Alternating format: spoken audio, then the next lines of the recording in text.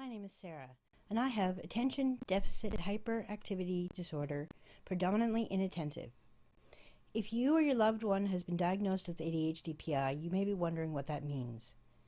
Whether you're just diagnosed or, like me, you were diagnosed as a kid, you'll at some point find yourself wondering why you do the things you do. Is it just you, or is your ADHD to blame?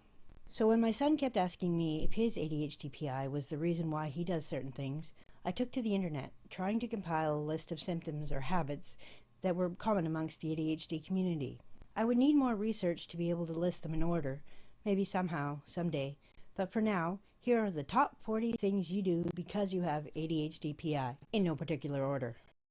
You cannot choose what you pay attention to. Sometimes, even when you really want to focus on one particular thing, if there's something else happening, it may steal your focus. You often feel like your brain is in a fog. This fog can range from a slight haze to one that is thick as pea soup, depending on a variety of factors. You can't hear what is being said when two or more people are talking at once. Being in a crowded room where multiple conversations are happening is a major source of anxiety. You are constantly misplacing things. If you walk around a room with something in your hand, it will inevitably disappear. No matter how hard you try and hold on to it, at some point you will set it down without paying attention and have no recollection of doing so. You're always misplacing things like keys, phone, gloves, paper, pens, homework, reading glasses, and remote controls. You are chronically disorganized. The top of your desk is always cluttered. Messes seem to appear around you because you are unaware that you are creating them. You tend to leave a trail of misplaced objects wherever you go. You leave things like doors and cupboards open, you leave lights on, lids off of felt pens, and other containers. You fail to observe things in your surroundings that are obvious to others, like a spill on the floor, or when someone gets a new haircut. You will walk into a room and forget what you went in there for. You forget about food you were making and it either burns or sits there and gets cold. You dislike schedules and structure. You do not like being told what to do and when. You tend to find things like homework or house chores so hard to do. Starting a big task like that seems overwhelmingly unbearable. You often find you lack the energy to follow through and finish chores or projects. You most likely find it extremely difficult to switch from one task to another, especially without warning. One of the most unpleasant things for you is when you are told you suddenly have to stop what you are doing and go do something else.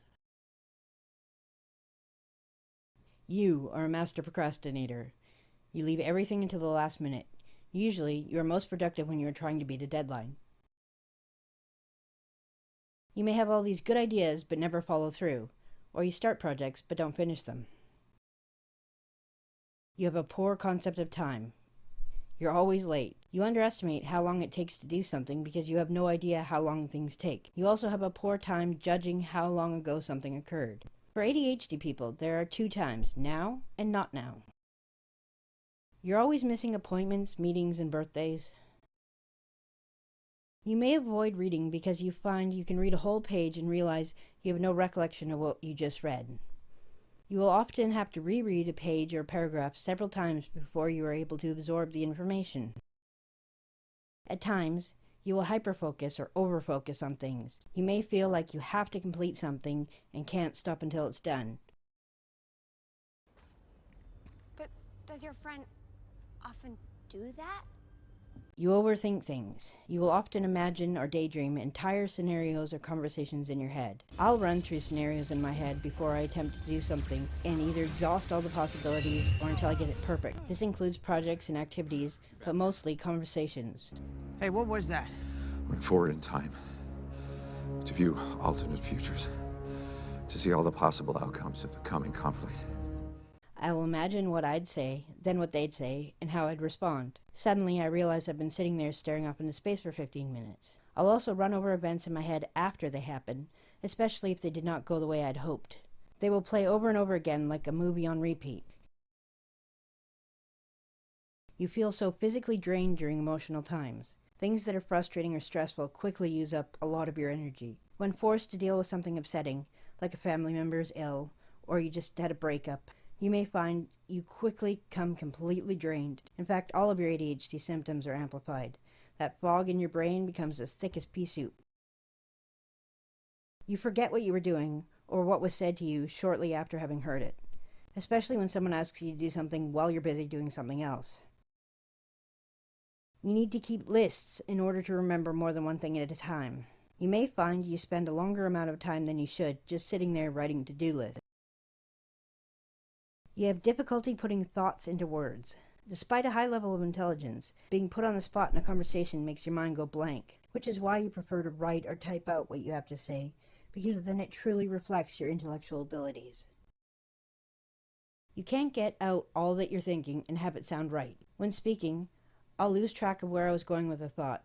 I frequently finish a thought with, "I don't know," because I can't remember the information I needed to conclude my statement. I'll also go off on tangents that loosely relate and end with, "What were we talking about again?" You interrupt yourself and often fail to finish sentences. You experience tip-of-the-tongue phenomenon with words or names. You talk too much, and sometimes you can be a real motor mouth. And when you're talking a mile a minute, you do so loudly that family members or coworkers tell you to quiet down. You get verbal dyslexia, saying things that totally don't make sense, when you know the word you should have used, but it doesn't come out. For example, I went on a train, boat.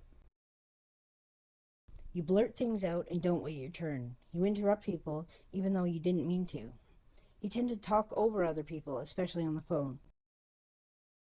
You feel your brain works faster than your mouth. Even though I think things out beforehand, I tend to stutter a lot. You are not very social. You get anxious in big groups or around strangers. You do not enjoy small talk. You get easily frustrated or angry or annoyed. You are highly intuitive. You see connections that other people do not. You have problems sleeping. You hate going to bed early. It usually takes hours to fall asleep. And you prefer to have a TV or podcast playing, otherwise your thoughts will keep you up and drive you crazy. You also find it extremely hard to wake up and get going in the morning.